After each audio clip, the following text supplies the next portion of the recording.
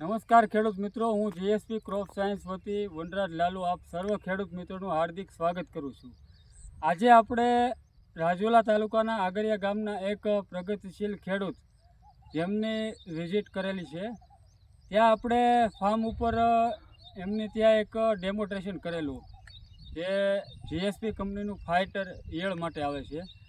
એનું આપણે 1/8/2025ના રોજ ડેમોન્સ્ટ્રેશન કરેલું અને બાજુમાં એણે બીજી કંપનીની ઈયળ માટે દવા વાપરેલી. આપણે ખેડૂત પાસેથી જાણીએ કે એમના ફાઇટરના રિઝલ્ટ એમને કેવા મળેલા છે. તો સૌપ્રથમ આપણો પરિચય આપશું. મારું નામ છે કલસરિયા જગદીશભાઈ જયરામભાઈ, ગામ છે ધૂળી આગરિયા, તાલુકો રાજુલા, જિલ્લો અમરેલી.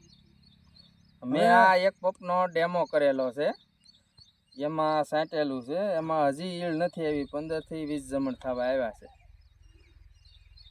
તો આ ડેમો કર્યો તો એની બાજુમાં તમે બીજી દવા ઈયળ માટે મારી હતી ને? હા, બાજુમાં ઈયળ મેં મારી હતી, બાજુમાં એમાં ઈયળ આવી ગઈ છે, આમાં હજી નથી આવી.